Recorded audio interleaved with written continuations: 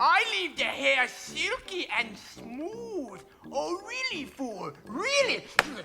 There's a reason why some people find this funny. Stop looking at me, Swan. And the answer lies in the genius of Adam Sandler.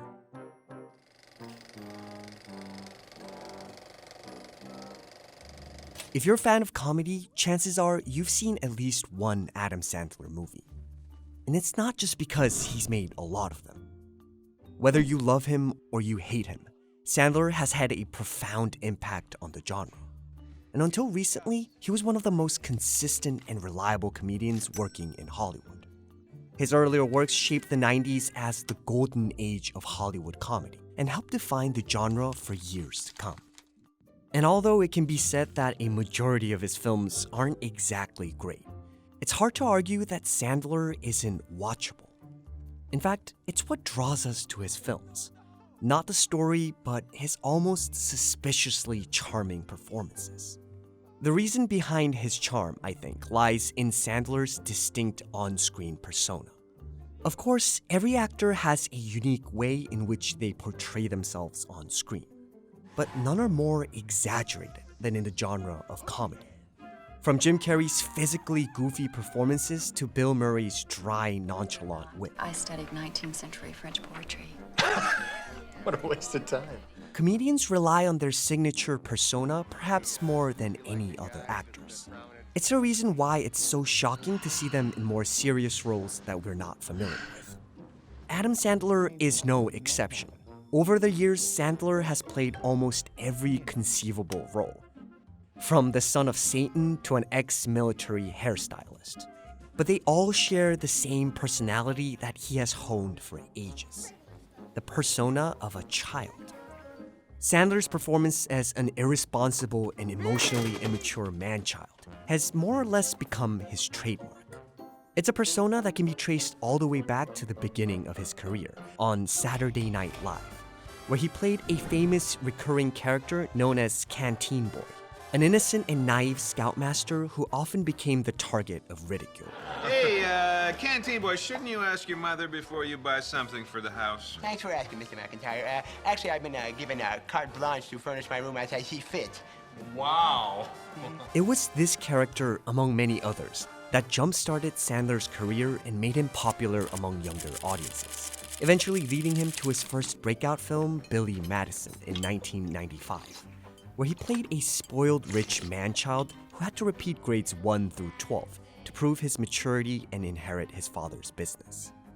In a lot of ways, Billy Madison was a film made for Adam Sandler, written by himself and screenwriter Tim Hurley, whom Sandler had collaborated with in his years at SNL. The two understood the unique charm and humor of the childlike persona that Sandler was great at portraying. And it was their constant collaboration that led to some of Sandler's best works, such as Happy Gilmore, The Wedding Singer, The Waterboy, and Big Daddy. But the genius of Sandler's performance is not his man-child persona alone. After all, he's not the only modern comedian to consistently play this type of character. It's also his unique ability of portraying innocence. And to understand it, we have to go all the way back to where comedy began. The history of using a childlike persona for comedic effect is as long as the history of comedy in film. The king of comedy, Charlie Chaplin, understood that a certain amount of empathy was necessary to achieve good comedy. It's why his films often dealt with real-world problems and issues relevant to his time. Chaplin understood that while laughing at someone experiencing a series of misfortune might be sadistic, there is comedy in watching it happen to someone who doesn't quite see or comprehend it as tragedy. This is what made his persona of the tramp so popular and timeless. It showed that tragedy can be interpreted as comedy, depending on the angle from which we view it. It's the same philosophy that makes Sandler's performances so charming. The ridiculous situations that Sandler's characters find themselves in more often than not stem from real-life problems, like his grandmother's eviction notice in Happy Gilmore, or the abandonment of a child in Big Daddy, which, by the way, was clearly inspired by Chaplin's debut feature, The Kid. But the characters Sandler portrays never see these issues as misfortunes, simply because they're unable to comprehend them the way we do. But she's an old lady. I mean, look at her. She's old. In all his films, Sandler is essentially a child thrown into an adult's world that he cannot understand, nor do the real adults try to understand him. A force of innocence that refuses to change despite the obstacles he faces.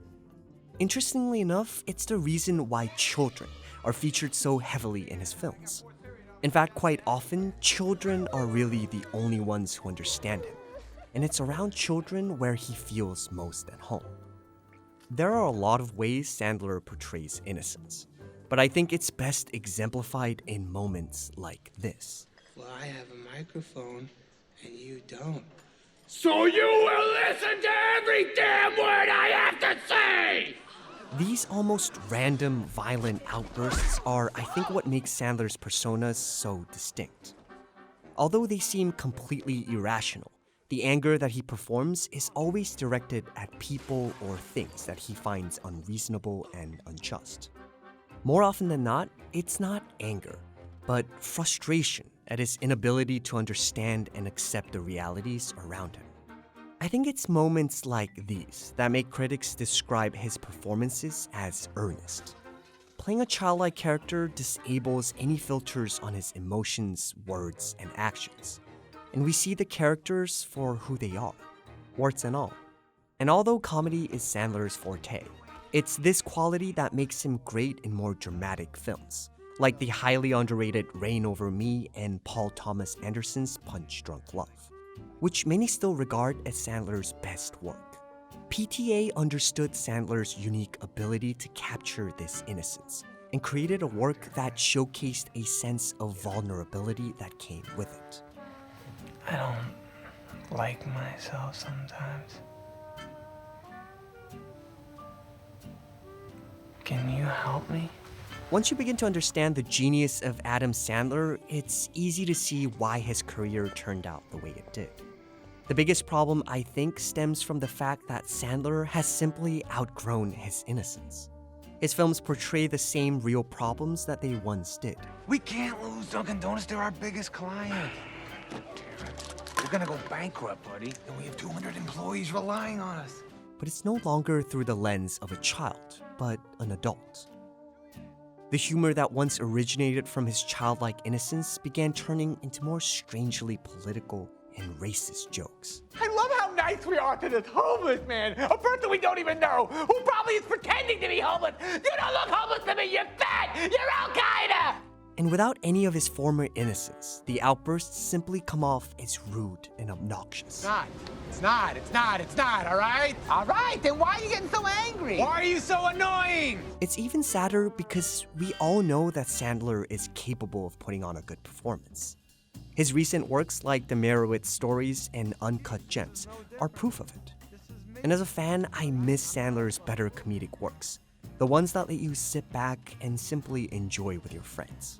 Because as much as what differentiates Sandler might be in his ability to portray innocence, the true genius of Adam Sandler might be in creating a work that genuinely wants you to have a good time.